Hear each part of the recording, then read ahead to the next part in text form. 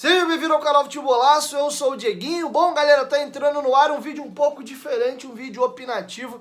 Tá muito em alta essa discussão agora aí de vende o Vasco, não vende o Vasco, os árabes estão interessados, a Carol Pfeiffer agora aí tá dizendo que vai ajudar, pode ser que ela seja a tia Leila, né, que agora inclusive foi eleita presidente do Palmeiras, ela vai comprar, ela vai ajudar, enfim. A discussão de vende ou não vende é o que tá permeando muito hoje o Vasco da Gama. Eu gostaria de dar um pouco aqui a minha opinião e depois quero te ouvir aqui embaixo nos comentários. Diguinho, se é a favor ou não é de uma venda do Vasco? Caso isso venha acontecer agora, ano que vem, daqui a 20 anos, tô dando, confabulando só com a hipótese, não tô dizendo que vai acontecer isso nesse momento. Eu sou a favor pelo seguinte motivo, vou falar os pontos positivos e os pontos negativos. Acho que o Vasco chegou numa situação, e aí cada clube tem uma característica. Ah, o Flamengo se recuperou de um outro jeito, o Palmeiras, o Atlético Mineiro agora não sei até onde vai, pelo que a gente escuta, é muito mecenas. Essas relações de mecenas, normalmente quando o mecenas sai o negócio fica esquisito. Fluminense Unimed, Palmeiras Parmalat, Corinthians Excel, Vasco Nations Bank, exemplos aí tem uns montes. Então a situação do Atlético Mineiro nesse momento é um pouco diferente do Flamengo, do Palmeiras, enfim. Bom, por que eu, Diego, sou favorável à venda do Vasco? Eu acho que o Vasco chegou num nível de uma toxicidade assim absurda das pessoas que permeiam ali a sua política. E do jeito que é o modelo de negócio do Vasco, eleição de 3 em 3 anos, beneméritos com cadeiras fixas, grandes beneméritos. Infelizmente, do jeito que é, você vai mudar o presidente, mas boa parte das pessoas que transitam e fazem parte do dia a dia político do Vasco, você não tem como tirar de lá. E muitas das pessoas que se envolvem nas eleições participam de grupos, votam, são integrantes de chapa, vão para conselho deliberativo e etc. São pessoas que estão há 10, 15, 20, até 30 anos no Vasco, pulando de um lado para o outro. Boa parte, inclusive, da diretoria hoje, do Jorge Salgado, teve na gestão do Campelo, que acabou de sair. O Adriano Mendes é um exemplo, que está, inclusive, com a chave, do cofre do Vasco na mão dele. É o vice-presidente de finanças. Fazia essa função na gestão do Alexandre Campelo. Um exemplo crasso aqui que eu estou dando para vocês. Então, se você for rodar aí, N pessoas, o Otto de Carvalho que faz a função hoje, que era do Mussa na gestão passada, que é o presidente da Assembleia Geral, ele já apoiou N grupos dentro do Vasco, já passou por várias situações. Então o que a gente acaba observando, muda o rostinho do presidente, mas a grande massa das pessoas ficam ali mudando para lá e para cá.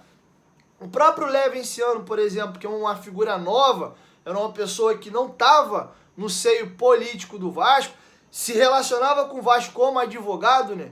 Enfim, ele tem apoio, né, de grupos políticos importantes dentro do Vasco, como, por exemplo, os grupos euriquistas. A galera ali do Roberto Monteiro, Euriquinho, é uma galera que apoia ali. Até que ponto apoiar tem a ver com participar da gestão?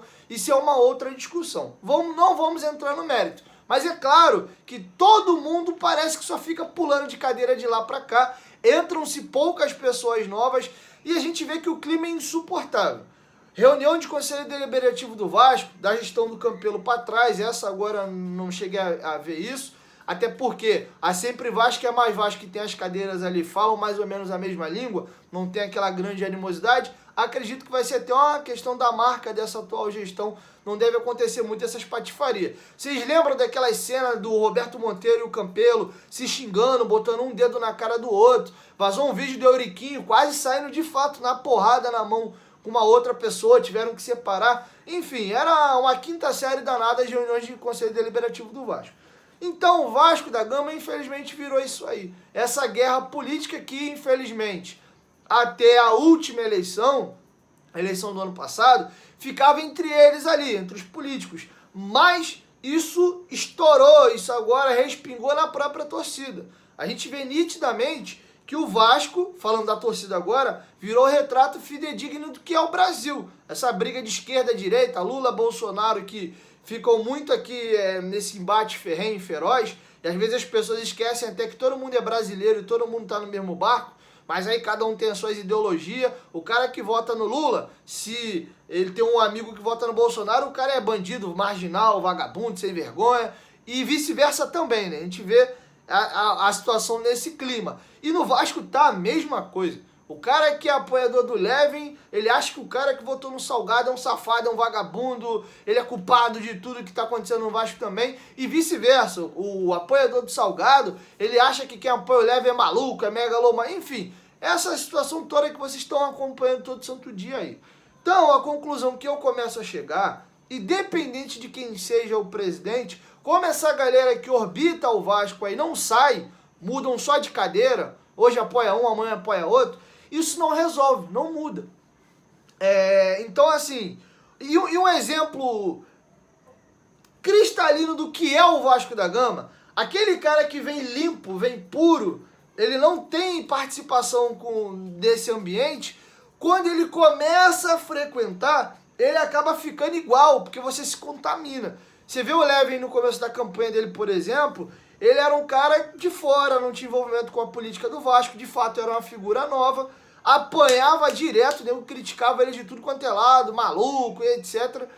E aí foi passando o tempo, né, geram as mágoas, os ataques pessoais de lá e de cá, e aí todo esse ambiente de internet também, esse xingamento mútuo, e você vai entrando naquele ambiente, se você perceber, o Levin reclamava muito de ataques pessoais que ele sofria, hoje ele acaba até fazendo, também, não vou nem entrar no mérito de se está certo ou errado, também chama os outros de safado, de golpista e por aí vai. Então, de uma certa forma, por mais que ele bata muito nos projetos dele e apresenta, ele também entra um pouco na linha dos ataques pessoais também. E super entendo, é ser humano, tá ferido, magoado com a última eleição, com as coisas que aconteceram. Então, só tô dando um panorama mais ou menos do que virou o Vasco. E para ser bem sincero, eu tô cansado. Você que me assiste, acredito que também tá cansado. E a única maneira que eu vejo de pacificar o clube, a gente nunca mais ter que aguentar essas brigas de quinta série.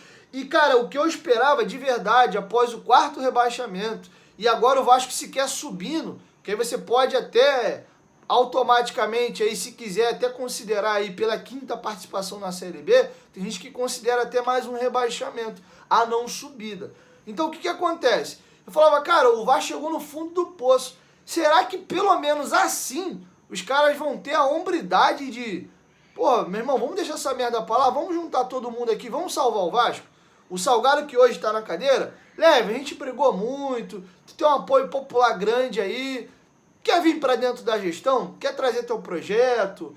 Ou as coisas que você tem para ajudar? Júlio, você também tem condição de ajudar, também tem lá o seu quê de popularidade também. Vamos nós três pacificar o clube, tirar essa briga que hoje está dentro do próprio torcedor, que de certa forma dificulta. Antes da gente ter esse problema da torcida estar rachada e fragmentada, qualquer campanha que você fizesse pro Vasco, todo mundo ia. Estamos indo para ajudar o Vasco. Hoje, como a torcida se fragmentou, se o Vasco lança uma campanha, tem muita gente que não abraça dizendo, eu não vou dar dinheiro para golpista, para não sei o quê, enquanto o fulano de tal estiver na cadeira que não me representa, eu não ajudo o Vasco.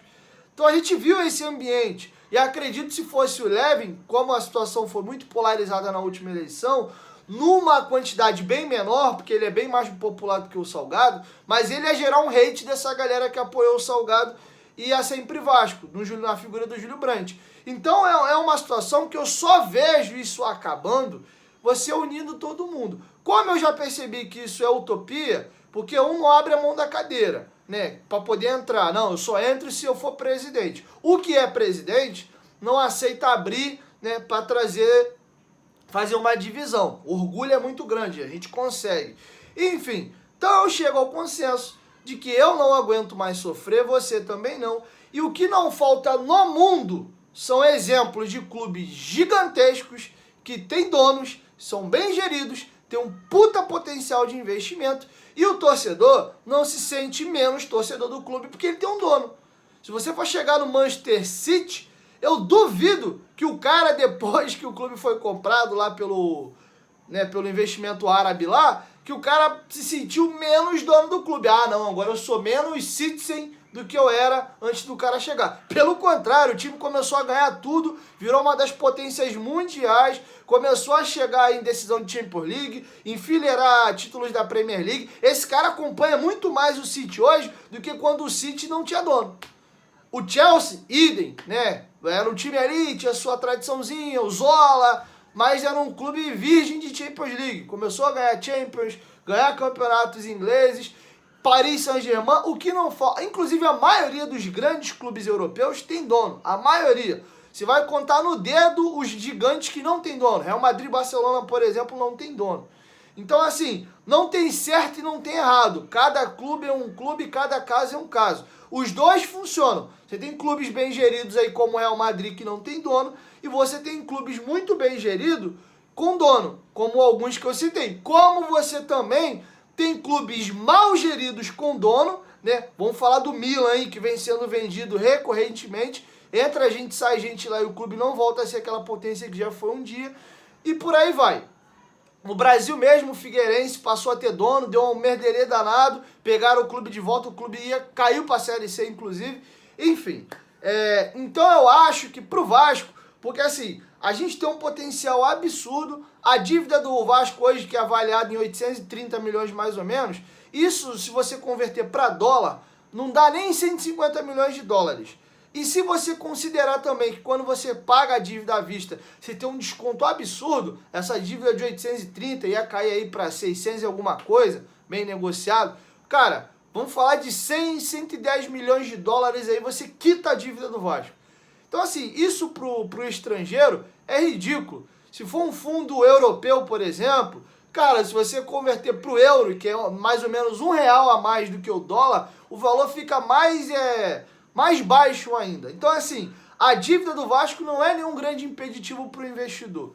E o potencial que a gente tem com a torcida, que é imensa, que é engajada pra caramba, o Vasco chega um grande grupo com dinheiro, bota uma gestão profissional e começa a gerir o clube, cara, o Vasco assim, ó, ele volta a disputar tudo, assim, ó, por muitos e muitos e muitos e muitos e muitos e muitos anos. E esse dono vai deitar de ganhar dinheiro. Desde que ele respeite as nossas tradições, nossa cruz de malta, as cores do nosso uniforme, eu não tenho problema algum com o Vasco ser vendido. Não dá pra mim continuar vendo o meu clube nessa briga eterna política, cada eleição que passa o troço só fica pior, o ambiente cada vez pior, o vascaíno hoje, e não julgo ninguém, cada um tem uma maneira de pensar, às vezes por desespero ou sei lá, começam a atacar uns aos outros, porque cada um fecha numa visão de um candidato, e ele é instigado por esse candidato também a odiar o outro. Você pode ver que no discurso de cada um deles, eles atacam o concorrente.